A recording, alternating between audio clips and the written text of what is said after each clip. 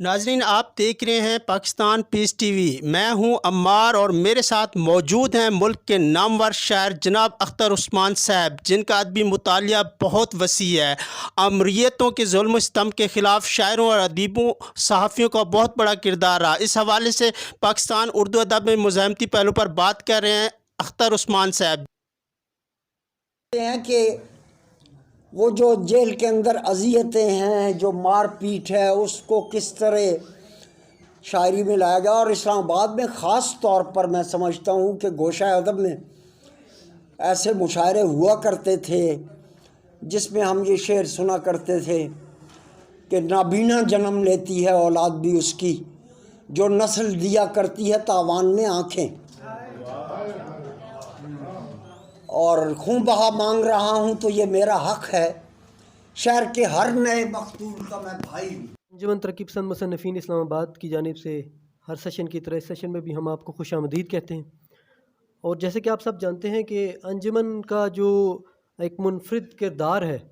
ادبی تنظیموں کو اگر دیکھا جائے تو وہ یہی ہے کہ ہم جو مزاحمت ہے اس کو ادب سے جوڑ کے دیکھتے ہیں، اور اس ادب کو ہم ایک زندہ ادب سمجھتے ہیں کہ جس میں جو ہے رجتی جو سوچ ہے اور جو جابرانہ نظام ہے اس کے خلاف مزاحمت کی آواز پائی جائے۔ آج جو ہمارا موضوع ہے وہ اردو ادب کا مزاحمتی پہلو ہے۔ موضوع پر جب ہم اس کو انتخاب پہ بات کر رہے تھے تو میری رائے یہ تھی کہ اگر ہم اس کو مزاحمتی شاعری تک محدود رکھیں تو زیادہ بہتر ہو شاید، کیونکہ اتنے کم وقت میں ادب کی تمام اصناف کے مزاحمتی پہلوؤں پر بات کرنا شاید ناممکن نہیں تو مشکل ہوگا۔ لیکن آج ہمارے ساتھ جو اظہار خیال کے لیے جن شخصیت کو ہم نے دعوت دی ہے، جناب اختر عثمان صاحب،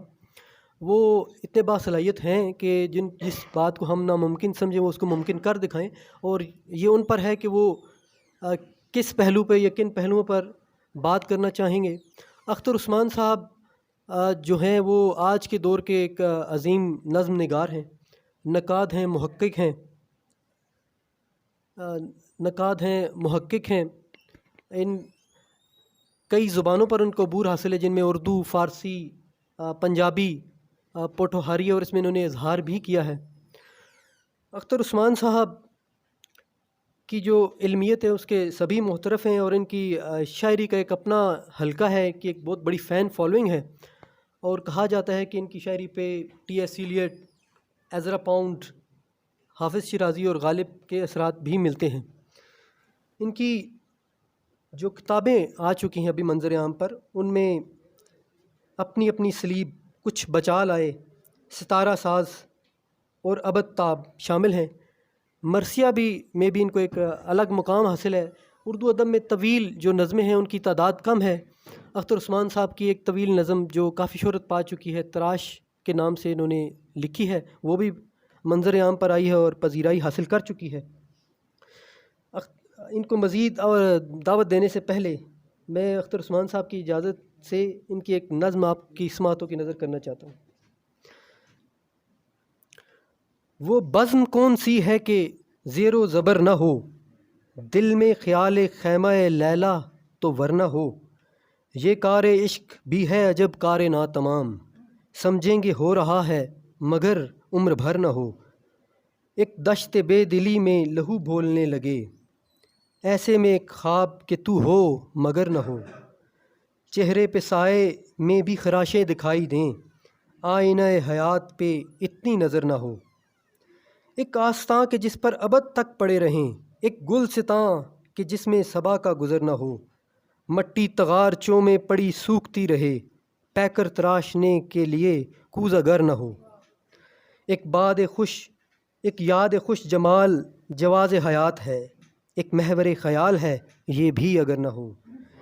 ایک لفظ جس کی لو میں دمکتا رہے دماغ، ایک شعر جس کی گونج کہیں پیشتر نہ ہو، ایسا بھی کیا کہ یاد لہو میں گھلی رہے، ایسا بھی کیا کہ عمر گزشتہ بسر نہ ہو، یوں خط ہجر کھینچیے اپنے اور اس کے بیچ، دونوں طرف کی سانس ادھر سے ادھر نہ ہو، ایک شام جس میں دل کا سبوچہ بھرا رہے، ایک نام جس میں درد تو ہو اس قدر نہ ہو، شام آئے اور گھر کے لیے دل مچل اٹھے، شام آئے اور دل کے لیے کوئی گھر نہ ہو۔ اور میں اب بہت شکریہ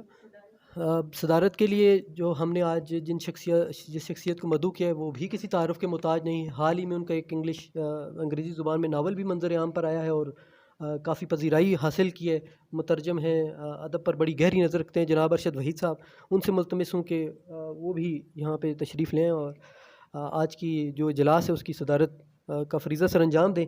اب اختر عثمان صاحب سے درخواست ہے کہ وہ تشریف لائیں اور موضوع پر اظہار خیال کریں۔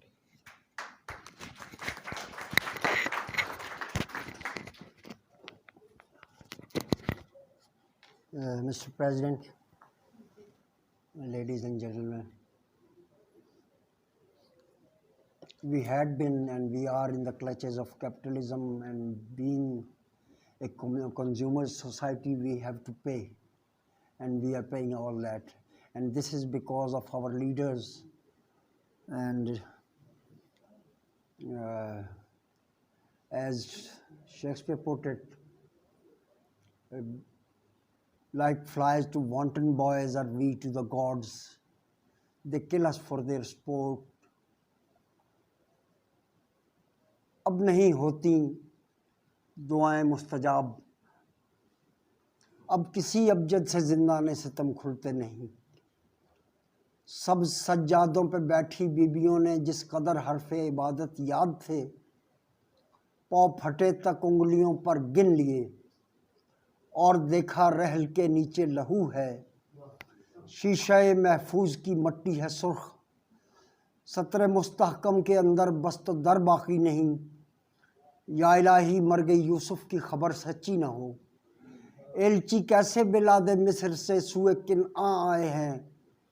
ایک جلوس بے تماشا گلیوں بازاروں میں ہے،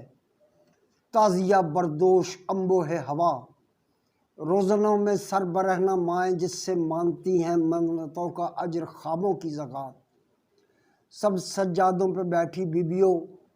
اب کسی ابجد سے زندان ستم کھلتے نہیں، اب سمیٹو مشک و عنبر ڈھانپ دو لوح و قلم، اشک پونچھو اور ردائیں نو کے پا تک کھینچ لو، کچی آنکھوں سے جنازے دیکھنا اچھا نہیں۔ یہ میں نے اختر حسین جعفری کی نظم پڑھی ہے جو 4 اپریل 1989 کی نظم ہے، یعنی عین اس دن کی نظم ہے جب بھٹو کی شہادت ہوئی تھی۔ تو جب مزاحمت کا ہم ذکر کرتے ہیں تو یہ ایک بہت بڑی ٹرم ہے جس میں صرف اسی ادب کو زیر بحث نہیں لایا جاتا جو مارشل لا دور میں لکھا گیا، بلکہ مزاحمت آج بھی جاری و ساری ہے۔ اور جیسا کہ میں نے اپنے آغاز میں کہا کہ ہم استعمار کے اور سرمایہ دار کے شکنجے میں جی رہے ہیں اور بہت سسک سسک کر جی رہے ہیں، اور جو میں نے شیکسپیئر کا حوالہ دیا اس میں بھی کہ یہ جو دیوتا ہیں یہ لچے بچوں کی طرح کھیل کھیل میں ہمیں مار دیتے ہیں۔ تو میرا خیال ہے کہ میں اس کو صرف اردو شاعری تک محدود رکھوں تاکہ 30 35 40 منٹ ہمارے گزر جائیں، ادروائز یہ ٹاپک بہت بڑا ہے اور ہر صنف میں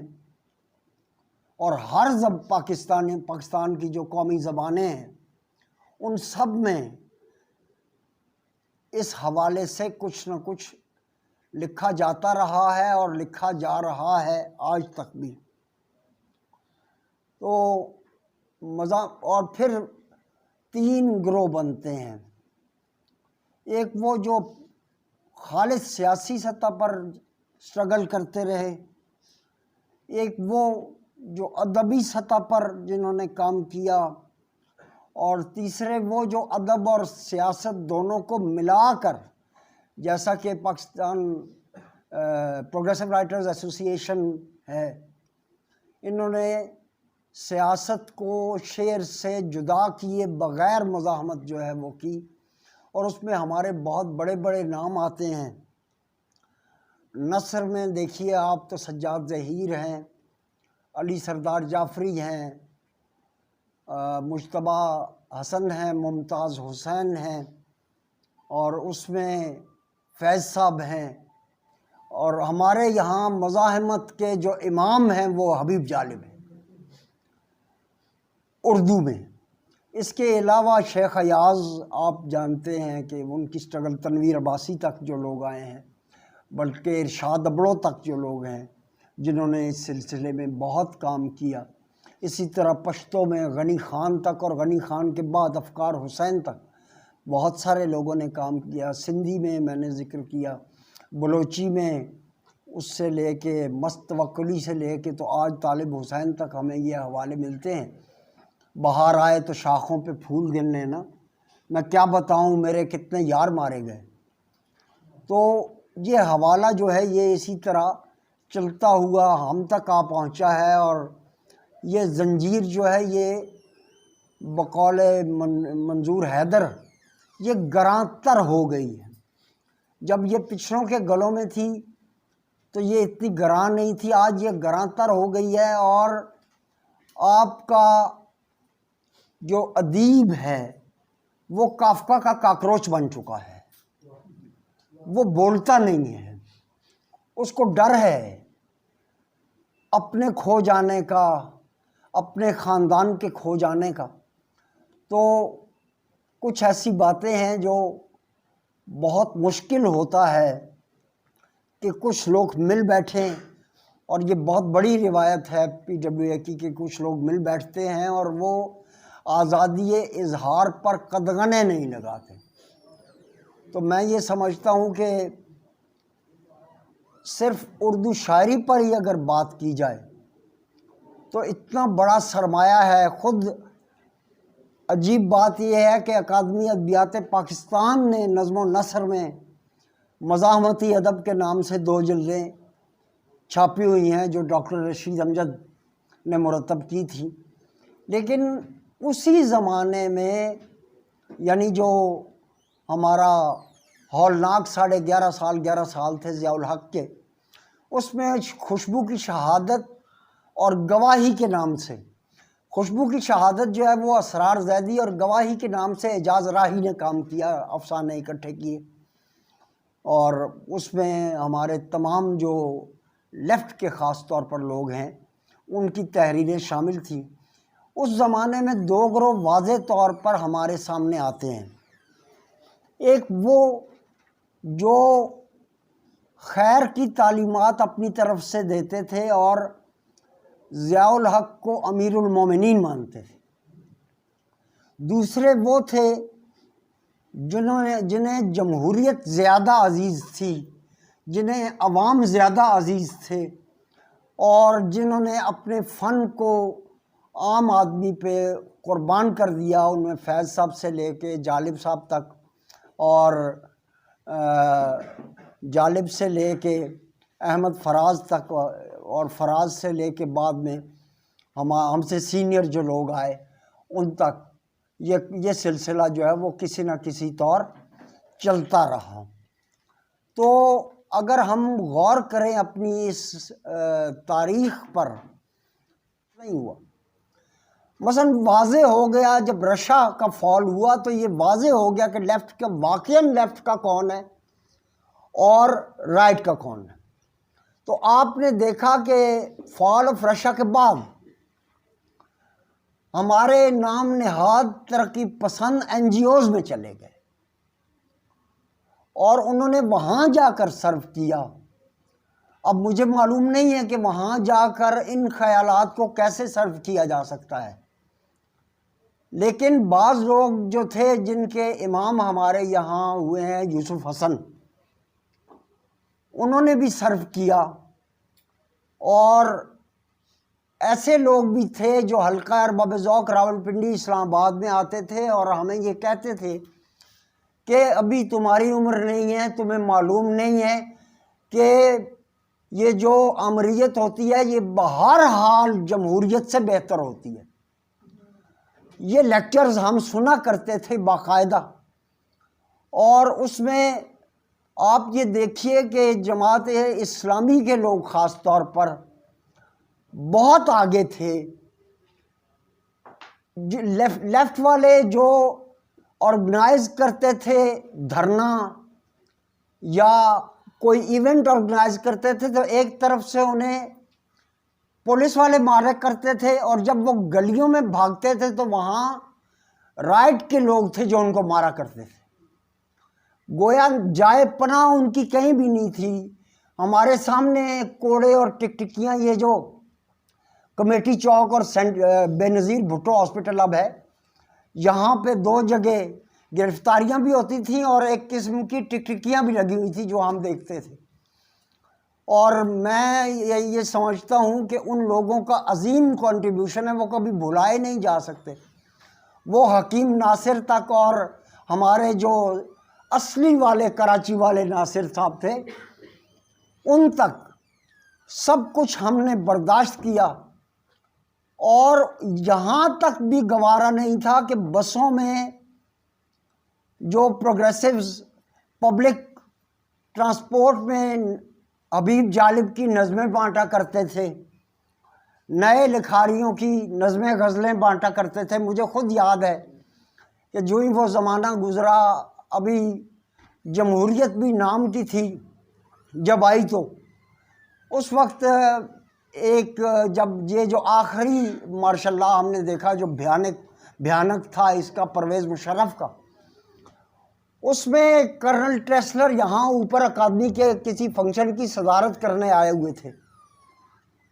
تو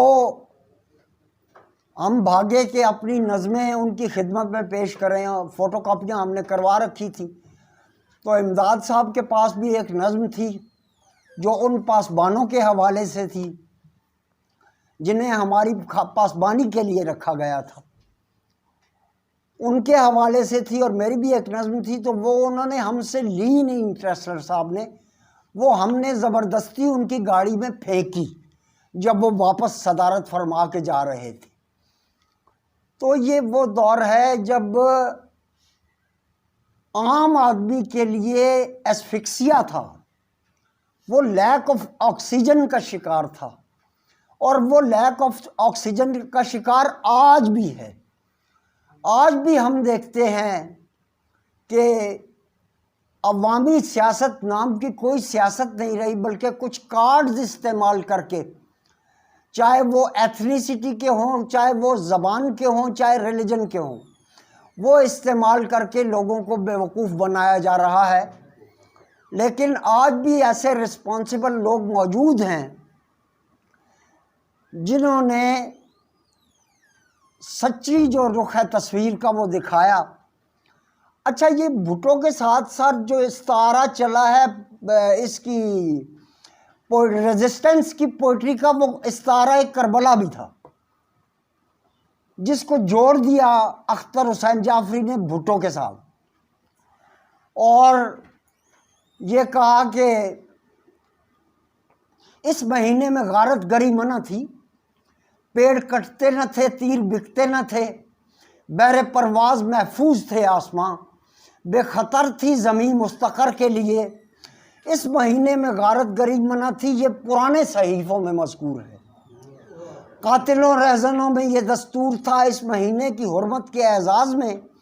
دوش پر گردن خم سلامت رہے، کربلاؤں میں اترے ہوئے کاروانوں کی مشکوں کا پانی امانت رہے. اس مہینے کئی تشن لب ساعتیں بے گناہی کے کتبے اٹھائے ہوئے بین کرتی ہیں، روز و شب بین کرتی ہیں دہلیز پر، اور زنجیریں در مجھ سے کھلتی نہیں، دل دھڑکتا نہیں، فرش ہموار پر پاؤں چلتا نہیں، اس مہینے میں گھر سے نکلتا نہیں. تو اس قسم کا لٹریچر جو زندہ ادب تھا، جو نعرے سے دور تھا. لیکن یہ بالکل نہیں بھولنا چاہیے کہ بعض زمانے ایسے آتے ہیں جس میں نعرہ بازی کے بغیر شاعر کا فرض اور کوئی بھی نہیں ہوتا، سوائے اس کے کہ وہ نعرہ بازی پہ اتر آئے. کتنے ہی دھرنے ہوئے اس دور میں، منظر نقوی صاحب بھی بیٹھے ہیں، امداد صاحب بھی بیٹھے ہیں، جن میں ہم نے مختلف پلے کارڈ اٹھائے ہوئے تھے اور ہم کھڑے رہے عراق کے خلاف جب پہلی بار وار لانچ ہوئی تو ہمیں جو پروگریسو لکھنے والے تھے یہ بات سمجھ میں آ گئی کہ استعمار کیا چاہ رہا ہے اور کن کن وسائل پر قبضہ کرنا چاہ رہا ہے. تو وہاں کمیٹی چوک ہم کھڑے ہو گئے جا کے. اس کے بعد ہم ادھر پوری جو یہ وکیلوں کی موومنٹ تھی جس میں تو ایک ہی دن گیا، لیکن باقی میرے سارے دوست جو ہیں وہ فراز صاحب کی سربراہی میں جاتے رہے وہاں پہ. میں نے پہلے دن جا کر یہ بھانپ لیا تھا کہ یہ بھی لانچ کی ہوئی موومنٹ جو ہے یہ بھی استعمار کی ہے. اس لیے میں اس میں نہیں گیا، چاہے میں غلط ہوں یا صحیح ہوں یہ تو مجھے معلوم نہیں ہے، لیکن جو میرا انالیسس تھا وہ یہ تھا. تو میں نے یہ دیکھا کہ خود ادیبوں میں 3 گروہ تھے. ایک وہ جو ضیاء الحق کو پسند کرتے تھے، ایک وہ جو ضیاء الحق کو ناپسند کرتے تھے اور ادبی حوالے سے باتیں کرنا، ادب برائے ادب کی بات کرتے تھے، اور ایک وہ تھے جو لٹریچر فار لائف کی بات کرتے تھے. تو آٹومیٹکلی ظاہر ہے ہم لوگ جو تھے وہ لٹریچر فار لائف والے جو تھا سلسلہ ہم اس کے ساتھ تھے، اور یہ چیزیں دیکھتے ہوئے اور ان کا تجزیہ کرتے ہوئے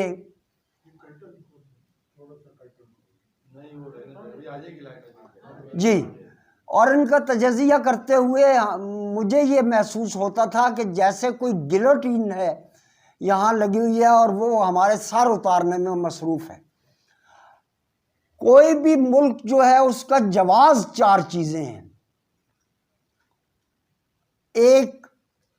گھر، ریزیڈنس، ایک امپلائمنٹ، ایک ہیلتھ، اور ایک جو ہے وہ ایجوکیشن. یہ جس ملک میں پرائیویٹائز ہو جائیں وہاں جواز ختم ہو جاتا ہے اس ملک کا. اور ہمارے یہاں یہ کئی بار ایسا ہو چکا ہے اور لوگ بات کرنے سے کتراتے ہیں کہ مبادہ یہ ہو جائے، مبادہ یہ ہو جائے. لیکن یہ باتیں کرنے کی ہیں اور ہم لوگ آپس میں ان کو جب تک شیئر نہیں کریں گے اور یہ باتیں آگے نہیں جائیں گی تو نئی نسل جس کے بارے میں نے یہ ابھی تھوڑی دیر پہلے کہا تھا کہ ہماری ورثہ ہے، اس کو پتہ نہیں ہے کہ اس سے پیچھے 30 سال کیا ہوتا رہا ہے. آج کا شاعر میں واضح طور پہ کہہ رہا ہوں، جنہوں نے 90s کے بعد لکھنا شروع کیا ہے ان میں آئیڈیالوجی کی بیس پر ایک آدمی بھی نہیں کھڑا. اور یہ ہمارا سب سے بڑا خود ہماری جنریشن کا قصور ہے کہ ہم نے آئیڈیالوجی کو پوری طرح آگے نہیں پہنچایا. اور پھر یہ ہوا کہ ہم میں سے کچھ لوگ سٹانچ مارکسسٹ بن گئے اور انہوں نے مارکسزم کو ریلیجن بنا لیا. کچھ لوگ ریویژنسٹ تھے جو یہ سوچتے تھے کہ وقت کے ساتھ ساتھ ان میں ترامیم اور اضافہ ہوتا رہنا چاہیے. خود جب پشاور میں پیش ہوا ہے انجمن ترقی پسند مصنفین کا مینیفیسٹو تو میں نے وہاں پر اس پر اعتراض کیا اور میں نے ڈان میں یہ لکھا تھا کہ ترقی پسند تحریک کا مینیفیسٹو پولیٹیکل ایڈیم میں ہونا چاہیے اور ترقی پسند مصنفین کا مینیفیسٹو لٹریری ایڈیم میں ہونا چاہیے، جو کہ وہ نہیں تھا. تو لیکن ہم نے یہ دیکھا کہ پی ڈبلیو اے کے علاوہ کہ لیفٹ کو باقاعدہ ہائی جیک کر لیا گیا اور ایک مذہب کے خلاف بات کرنا ایک فیشن کی صورت اختیار کر گیا، یا مارکس کے خلاف بات کرنا ایک فیشن کی صورت اختیار کر لیا گیا. تو Marxism and religion they are not fashion, they are passion. اکثر میں یہ بات کرتا ہوں کہ یہ آپ کا پیشن ہے، اور پھر یہ ضروری بھی نہیں ترقی پسند ہونے کے لیے کہ انسان وہ لے دو. اس کے علاوہ بھی اس پر بات ہو سکتی ہے، اور ہمارے ادیبوں نے ایوب خان کا جو دور ہے، اسی لیے ہم ٹریبیوٹ پیش کرتے ہیں اپنے بڑوں کو، فیض صاحب کو، اور اپنا شیخ ایاز صاحب کو، اور غنی خٹک کو، اور اپنا مری کو، ان لوگوں کو ہم، میر نصیر کو، اس لیے ہم ٹریبیوٹ پیش کرتے ہیں کہ انہوں نے اس دور میں بھی، اس مارشاء اللہ میں بھی، اور بعد میں جو جیتے رہے انہوں نے اس مارشاء اللہ میں بھی، اور پھر جمہوریت میں بھی، کہ جب جمہوریت نے وہ جو مصرع اقبال کا بڑا فٹ آتا ہے پرویز مشرف پر، کہ طریقے کوہکن میں بھی وہی ہیلے ہیں پرویزی، جب جمہوریت نے آمرانہ ہاتھ کنڈے استعمال کرنا شروع کر دیے، تو اس وقت بھی ہمارا ادیب جو ہے وہ سچا ادیب وہ بولا، اور اس نے یہ کہا کہ ہم نے جس کے لیے قربانی دی تھی، یہ داغ داغ اجالا، یہ شب گزیدہ سحر، یہ وہ سحر تو نہیں۔ تو فیض صاحب کے سے لے کے آج کے شاعر طالب حسین تک، جیسا کہ میں نے پہلے بھی کہا، خصوصاً اردو میں اور باقی زبانوں میں بھی جن کے ترجمے ہم نے پڑھے، ہمیں آتی نہیں ہیں سوائے پنجابی کے یا پٹھواری کے، ان میں بھی ہم دیکھتے ہیں تو ہر جگہ پر ایک سچا ریزسٹ کرنے والا انسان ہمیں دکھائی دیتا ہے، اور وہ لائن آف ڈیمارکیشن وہاں ختم ہو جاتی ہے، وہاں صرف ایک نقطہ باقی رہ جاتا ہے، اور وہ نقطہ یہ ہے کہ دنیا میں دو ہی گروہ ہیں، ایک ظالم اور ایک مظلوم، آپ کس کے ساتھ کھڑے ہیں؟ بنیادی یہ بات ہے کہ آپ کس کے ساتھ کھڑے ہیں۔ تو یہ خوشی کی بات ہے کہ ہمارے اصیل ادیبوں نے اپنے عوام کے ساتھ کھڑے ہو کر یہ بتا دیا کہ ہماری جڑیں ان میں ہیں، اور کوئی بھی انسٹیٹیوشن دوسرے انسٹیٹیوشن کی اس حد میں مداخلت نہیں کر سکتا، یہ طے ہو چکا ہے اور یہ لوگوں کو پتہ ہے۔ اس کے باوجود آج ہم جس گرانی کے دور سے گزر رہے ہیں، جو کیٹسٹروف ہمارے سامنے ہے، جس کیٹسٹروف سے ہم گزر رہے ہیں، یہ قوموں پہ ایسا نہیں ہے کہ کبھی نہیں آیا، لیکن ہم پہ بار بار آ رہا ہے۔ اور کیوں آ رہا ہے، اس بات پہ سوچنے کی ضرورت ہے ہمارے ادیب کو، اور ہماری اکثریت ادیب جو ہے وہ قافیہ ردیف جوڑنے میں لگی ہوئی، وہ ورسیفائر ہے، اس کو ہم ادیب کہہ بھی نہیں سکتے، وہ ورسیفیکیشن ہے کہ اگر اوپر خواب کا قافیہ آیا تو نیچے کتاب اور احباب اور انتصاب اور نصاب وغیرہ آئے گا۔ تو یہ ایک طرح کی ایسی مشق سخن کے بجائے مشق ستم ہے جو جاری ہے، اس دور میں بھی تھی،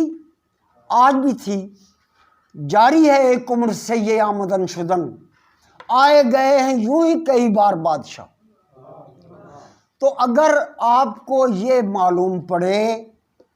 کہ ابھی اختر عثمان تقریر کر کے باہر نکلا ہے، اس کو گولی لگ گئی، تو کوئی حیرت کی بات نہیں ہے، ہمارے لیے نئی بات نہیں ہے، یہ ہمارے لیے نئی بات نہیں ہونی چاہیے، اس لیے کہ ہماری ٹریڈیشن ہی وہ ہے، اس کے پروردہ ہیں ہم، اور ہمیں یہ کہا گیا ہے کہ کانٹے ہیں یا پھول ہیں، تم نے سرے میدان یہ بات کرنی ہے کہ ہر وہ رجیم، ہر وہ حوالہ جو عوام کے خلاف اور پاکستان کے خلاف جا رہا ہے، ہم اس کے ساتھ نہیں ہیں۔ ہمارا اٹھنا بیٹھنا، ان پر بیتنے والی ہر کیفیت میری ہے، میرا جینا مرنا ہے میرے کرداروں سے، اور ہمارے کردار وہی ہیں جن کے ارد گرد ہم سانس لیتے ہیں۔ ہمارا آئیڈیل 5 اسٹار ہوٹلز میں بیٹھے ہوئے فیشن والے لوگ نہیں ہیں، جب جالب یہ کہتا ہے کہ وہی حالات ہیں فقیروں کے، دن پھرے ہیں فقط وزیروں کے، ہر بلاول ہے دیس کا مقروض، پاؤں ننگے ہیں بے نظیروں کے، تو اس کی فیملی نے بھی یہ ثابت کیا کہ وہ بھی اپنے خامند یا باپ کا کفن میلا نہیں کرنا چاہتے۔ اور میں سچی بات آپ کو بتاؤں، آپ بولتے نہیں اس لیے یہ آپ سے ڈرتے نہیں۔ آپ اگر بولنا شروع کر دیں تو ان کی ہمت نہیں ہے کہ روز 20 روپے اور 50 روپے اور 400 روپے کا اضافہ مختلف اجناس میں ہو۔ آپ کے ملک پر اس وقت جو وبال آیا ہوا ہے اس کی مزاحمت کس کے ذمہ ہے؟ دیکھیں، آج 60% پاکستان ڈوبا ہوا ہے، لیکن جو اقدامات ہو رہے ہیں وہ ناکافی تو کیا بالکل ہی نہیں ہے۔ انسان کی زندگی ایک مذاق بن کر رہ گئی ہے، انسان ایک مذاق بن کر رہ گیا ہے۔ ہمارے کچھ ادیبوں نے، میں انہیں سلام پیش کرتا ہوں، جنہوں نے اتنے مشکل حالات میں بھی اپنے لوگوں کا خیال رکھا، اپنے لوگوں کے من میں جیتے رہے، اور اس موضوع پر انہوں نے نہ صرف یہ کہ لکھا بلکہ وہ جا جا کے لوگوں سے منتیں کر کر کے اور اس کے بعد ویریفائی کر کے ان کی امداد کرتے رہے۔ تو یہ بھی مزاحمت ہے۔ مزاحمت خارجی اور بیرونی اور داخلی ہر قسم کے استعمار کے خلاف ہوتی ہے۔ وہ استعمار کس نے پیدا کیا؟ تھوڑا سا تاریخ میں جھانکیے تو آپ کے ایک وزیر اعظم کا ایک ملک کا دورہ کینسل کر کے دوسرے ملک کی طرف چلے جانا، یہ آپ کا سب سے بڑا یو ٹرن تھا کہ آپ ایک گورے استعمار کے چنگل سے نکل کے دوسرے گورے استعمار کے شکنجے میں چلے گئے۔ اور یہ طے کس نے کیا؟ کیا وہ عوام کی کانسنٹ سے ہوا؟ نہیں۔ تو ہماری تاریخ جو ہے وہ یہ بتاتی ہے، چاہے وہ گریس ہو، چاہے وہ پیناگولس ہو گریس کا، چاہے ایران کا محمد رضا عشقی ہو، چاہے ہمارا حبیب جالب ہو، چاہے ہمارا تنویر عباسی ہو، یہ سب لوگ وہ ہیں جنہوں نے آج یہاں بیٹھے ہوئے لوگوں کے حوالے سے کلام کیا اور اپنا سخن کیا۔ ان لوگوں کو، اس لیے میں پھر یہ عرض کر رہا ہوں کہ یہ مزاحمت کوئی چھوٹی ٹرم نہیں ہے، اس کو کابک میں بند نہیں کیا جا سکتا۔ یہ دڑبا نہیں ہے جس میں آپ اپنے کبوتر رکھتے ہیں اور بڑے آرام سے ایک ٹرم لکھ کے اس میں ڈال دیتے ہیں۔ آپ کی نثر میں گواہی کا میں نے ذکر کیا، اس زمانے میں جو اعجاز راہی نے مرتب کی تھی، اس میں افسانے چھپے۔ آپ کے نثر نگاروں نے، آپ کے ناقدین نے یہ کام کیا کہ اس دور کے خلاف اپنے قلم سے، آپ کے سوشل جو ریفارمسٹ تھے انہوں نے یہ کام کیا۔ ارشد صاحب یہاں بیٹھے ہوئے ہیں اور لوگ بہت سارے بیٹھے ہوئے ہیں جنہوں نے یہ کام کیا۔ تو یہ لوگ ڈیزرو کرتے ہیں، کیا یہ محض خراج تحسین ڈیزرو کرتے ہیں، یا یہ ڈیزرو کرتے ہیں کہ ان کے کام کو لے کے ہم آگے بڑھیں؟ تو بنیادی طور پر ادب برائے ادب کا ادارہ ہمارا حلقہ ارباب ذوق تھا شروع میں۔ 36 میں انجمن ترقی پسند تحریک اور ترقی پسند مصنفین کی بنیاد پڑتی ہے باقاعدہ۔ اس سے پہلے جو بنگال کی ترقی پسند تحریک تھی میں اس کا ذکر نہیں کر رہا، وہ الگ ہے، ان کا کام بہت عظیم کام ہے، الگ کام ہے۔ اور ٹھیک 1938 میں حلقہ ارباب ذوق بنتا ہے۔ یہ وہ دور ہے جب مغرب میں عزرا پاؤنڈ اور ٹی ایس ایلیٹ اور برنارڈ شاء وغیرہ یہ آسمانوں پہ تھے۔ یہ وہ دور ہے جب یہاں پر جالب اور ان کے دوست جو ہے یہ اپنا کام کر رہے تھے اور آسمانوں پہ تھے. 8 روپے ہے من آٹا, اس پر بھی ہے سناٹا, صدر ایوب زندہ باد. اور پھر اس کے بعد ضیاء الحق کے دور میں سرسر کو صبا, ظلمت کو ضیاء, بندے کو خدا کیا لکھنا, بغیر کسی ڈر کے چلتے چلے جانا, یہ ہماری روایت ہے بنیادی طور پر, جو ہمیں دونوں طرف سے ہمیں ملتی ہے. ہمیں ہماری عظیم تہذیبی روایت سے کاٹ کے رکھ دیا گیا اور ہمیں کہا گیا کہ کوئی تعلق نہیں ہے آپ کا سنسکرت سے اور ہندی سے آپ کا کوئی تعلق. میں ادب کا طالب علم ہوتے ہوئے ہر زبان کا ورثہ دار ہوں, اس کی کوئی سرحد نہیں ہے, اس کا کوئی علاقہ نہیں ہے. مولانا روم نے کہا تھا کہ زباں کس بحر حق گوئی چے عبرانی چے سریانی, مکان کس بحر حق جوئی چے جابل کا چے جابل سا. کہ سچ بولنے کے لیے اس کی قید نہیں ہے کہ آپ عبرانی یا سریانی میں بات کر رہے ہیں, اور اس مقام کی قید نہیں ہے کہ آپ بلقا میں ہیں یا بلسا میں ہیں, اس کی قید نہیں ہے, اور اس کی قید ہونی بھی نہیں چاہیے.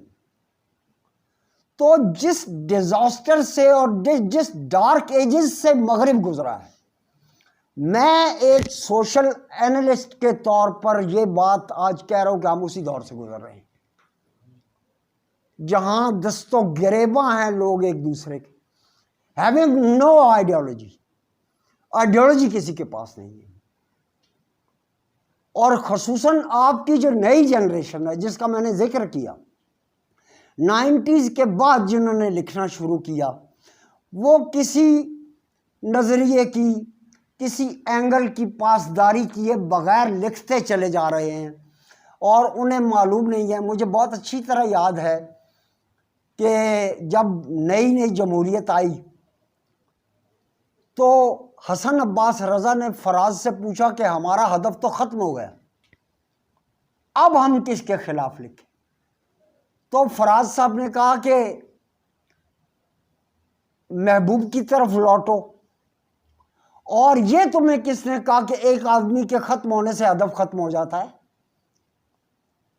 ہدف وہی ہیں, اہداف وہی ہیں, اور وہی حالات وہی ہے. صورت قاتل مقابل, یہ صورت کب نہ تھی ہے دل مقابل, عذاب عہد رفتہ سہ چکے ہیں اور اب ہے خوف مستقبل مقابل. بچا کر ذہن و دل نکلیں کدھر سے, جدھر جائیں یہی جاہل مقابل.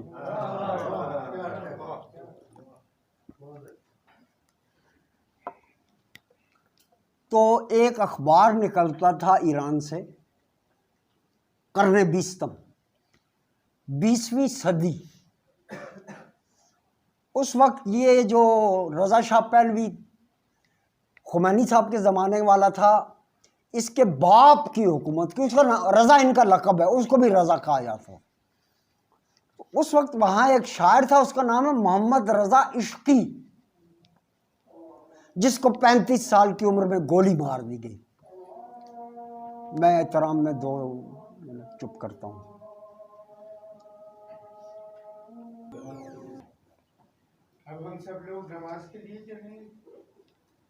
اگر کوئی جانا چاہتا ہے, بہرحال میرے اپنے اس میں شاعر تھا محمد رضا عشقی. عین اس زمانے میں جب رضا شاہ جو تھا وہ امریکہ کے ساتھ معاہدے کر رہا تھا کنویں کے تیلوں کے, تیل کے کنویں. اس وقت اس کو محسوس ہوا کہ یہ معاہدے جو ہیں یہ آئل ویلز کے, یہ کوئی ایران کے حق میں نہیں جا رہے, بلکہ یہ ایرانی عوام کا جو پیسہ ہے, جو مال ہے, وہ ان کے جو ذرائع ہیں وہ امریکہ کے پاس چلے جائیں گے. تو اس نے کہا کہ تنہا منم کے گر نہ شود حکم قتل بند, امضا چلن معاہدہ امضا نمی شود. کہ میں اکیلا اس معاہدے کا اتنا بڑا مخالف ہوں کہ جب تک میرے قتل نامے پر دستخط نہیں ہوتے اس وقت تک اس معاہدے پر دستخط نہیں ہو سکتی۔ اور بادشاہ نے کہا کہ یہ بھوکے ننگے شاعر میرے منہ کو آتے ہیں۔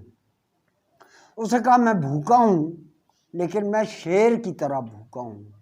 میں ننگا ہوں اور تلوار کی طرح ننگا ہوں۔ بادشاہ نے ایک مجلس ملی بنائی، اس نے اس کے بارے میں کہا کہ چر نسبت وزیر بخر ظلم برخر است، انصاف نیست کاستن از احترام خر، کہ وزیر کو گدھے سے نسبت دینا گدھے کی توہین ہے، اور کسی کو یہ اختیار نہیں ہے کہ گدھے کی توقیر میں کمی کرے۔ اور یہ کہا کہ ان مجلس ملی بخدا ننگ بشر بود، ہر کار کے کردند ضرر رد ضرر بود، دیدی کی چی خبر بود، ہر کار کے کردند ضرر رد ضرر بود۔ اور اس نے کہا کہ اتنے برے لوگ اس انقلاب کی وجہ سے آباد ہوئے ہیں، اگر یہ انقلاب ہے تو استبداد زندہ باد۔ چه مردمان خرابی ازن شدند آباد، گر انقلاب بدن زندہ باد استبداد۔ کہ ایسے لوگ جو ہے وہ اسی زمانے میں، اس سے کوئی 10 سال بعد ہمارے جالب صاحب، ایسے دستور کو صبح بے نور کو میں نہیں مانتا۔ اچھا، ستم یہ ہے کہ فیض کی اولاد، اقبال کی اولاد اور فراز کی اولاد جن لوگوں کے خلاف یہ لکھتے رہے، جس بیرونی اور اندرونی استعمار کے خلاف وہ لکھتے رہے، ان کی پروموشن کے لیے ان کی اولاد جو ہے وہ آپ کو سرگرم دکھائی دیتی، اور کوئی بات سننے کے لیے تیار نہیں ہے۔ آپ کسی کو یہ سنائیے، جیسے ابھی 2 منٹ کی خاموشی برداشت نہیں ہو سکی۔ ہم اپنے نقطۂ نظر کو رد کیے بغیر دوسرے کے نقطۂ نظر کو تسلیم کرتے ہیں۔ ہم کسی بھی شخص کے نقطۂ نظر کے ساتھ 100% اختلاف رکھتے ہوئے اسے اختلاف کا حق دیتے ہیں۔ PWA کی یہ خوبصورتی ہے کہ تھوڑی دیر بعد میں اور آپ جو 100% اختلاف رکھتے ہیں ایک ہی جگہ بیٹھ کے چائے پی رہے ہوں گے۔ میں نے اس بات کا آغاز یہاں سے کیا تھا کہ 38 میں حلقہ ارباب ذوق قائم ہو گیا، اور 36 میں انجمن قائم ہو چکی تھی جس کی پہلی صدارت پریم چند کر چکے تھے۔ تو بعد میں یہ ایسا وقت آیا جب حلقے میں ترقی پسندوں کے لیے کوئی گنجائش پیدا ہوئی اور انہوں نے حلقوں میں آنا شروع کیا، ورنہ شروع میں مجھے بہت اچھی طرح یاد ہے کہ حلقے میں آنا اور حلقے میں اپنی چیزیں تنقید کے لیے پیش کرنا کوئی آسان کام نہیں تھا، بہت مشکل کام تھا، اور باہر کے بندے کو بہت مشکل تھا۔ اس تجربے سے 7.5 برس منظر نقوی صاحب، 1 سال امداد آکاش صاحب، اور 7-8 مہینے اور 7.5 سال ملا کے 8 سال میں بھی گزر چکا ہوں، اور میں مجموعی طور پر 22 سال ایگزیکٹو باڈی کا ممبر بھی رہا ہوں۔ اس کے باوجود میں نے یہ دیکھا کہ لے سپیس بہت کم ہے، ہم ایک دوسرے کو سپیس دینے پر تیار نہیں ہیں۔ خود ایک ہی کلاس جو ہے، جو لوور کلاس ہے، کیونکہ لوور مڈل کلاس ہمارے یہاں ختم ہو چکے ہیں، آئی ایم سوری ٹو سے دیٹ، ہمارے یہاں اب ایک ہی کلاس ہے، اور یہاں جتنے لوگ بیٹھے ہوئے یہ سارے لوور کلاس کے لوگ ہیں۔ لوور مڈل کلاس نام کی ایک چیز ہوتی تھی آج سے 7-8 برس پہلے، وہ ختم ہو چکی ہے۔ خود ہماری اپنی کلاس کے اندر اتنی رفٹ ہے کہ ہم ایک دوسرے کی بات سننے تک گوارا نہیں کرتے، کجا یہ کہ ہم مزاحمت کھیلتے رہیں۔ یہ بہت مشکل کام ہے۔ تو میں یہ سمجھتا ہوں کہ یہ ہمارا جو حقیقی ورثہ دار ہے، جو آنے والا ادیب ہے، افسانہ نگار ہے، شاعر ہے، ناول نگار ہے، ڈرامہ نگار ہے، نقد ادب لکھتا ہے، اس تک اپنی پوری ادبی میراث کو پہنچانا بغیر کسی تعصب کے، اس کو پہنچانا بنیادی طور پر یہ فریضہ بنتا ہے ان لوگوں کا جنہوں نے مزاحمت کی اور کھوٹے کھرے کو الگ کر کے دکھایا اور یہ بتایا کہ پاکستان کی جو ہماری برِ صغیر کی تہذیبی جڑیں ہیں، جو ہمارے ثقافتی رگ ریشے ہیں، وہ مابعد جدیدیت یا مابعد یزیدیت والے نہیں ہیں، وہ اور ہیں، ہمارے مسائل اور ہم اچھی طرح ماڈرن ایج میں داخل نہیں ہوئے، ہمارے یہاں انڈسٹریلائزیشن ہوئی ہی نہیں ہے، اور جو ہوئی بھی ہے اس کو آپ کے محبوب جو تھے انہوں نے پرائیویٹائز کر کے اس کا بیڑا غرق کیا ہے۔ تو جب ہمارے یہاں مزاحمت کوئی ایسا رخ ہی اختیار نہیں کر سکی جس کو آپ کسی نئی چین آف کمانڈ جو پروگریسو ہے اس کے حوالے کر سکیں، اور آج ہمارا ہر ادارہ دوسرے ادارے کے سروکار میں مداخلت کر رہا ہے، اسی سے ہمارے شاعر ادیب کو انالیسس کرنا پڑتا ہے۔ اور میں بالکل واضح طور پہ یہ کہتا ہوں کہ وہ لوگ جو سوشل تھنکر کے نام سے آپ کے یہاں مشہور ہیں، وہ ہرگز سوشل تھنکر نہیں ہیں، وہ کسی نہ کسی جگہ اپنی سیٹ لینے کے لیے بیٹھے ہوئے ہیں، کوئی اقبال چیئر کا سربراہ بنا ہوا ہے اور کوئی کیا بنا ہوا ہے اور کوئی کیا بنا ہوا ہے، اور ہر شخص کے پاس اس کے مفادات کا مسئلہ ہے، اس کی روزی روٹی کا مسئلہ نہیں ہے۔ روزی روٹی کا مسئلہ ہم جیسے لوگوں کو ہے جو آج ایک کلو پیاز تک نہیں خرید سکتے، جو اپنے بھائیوں کو 2 کلو ٹماٹر کی مدد نہیں کر سکتے دور بیٹھے ہوئے ڈیرہ اسماعیل خان میں یا سندھ میں یا بلوچستان میں یا پنجاب میں یا کے پی میں۔ جتنا جتنا کچھ کیا یہاں پہ ادیبوں نے، میں ان سب کو سلام پیش کرتا ہوں اور امید کرتا ہوں کہ اس مزاحمت کو جو عملی شکل میں بھی ہے اور قولی شکل میں بھی ہے، وہ اس کو لے کے، اس مشعل کو لے کے آگے چلتے رہیں اور آنے والوں کو پہنچائیں تاکہ اس کو لے کے وہ آگے بڑھ سکے۔ آپ کا شکریہ۔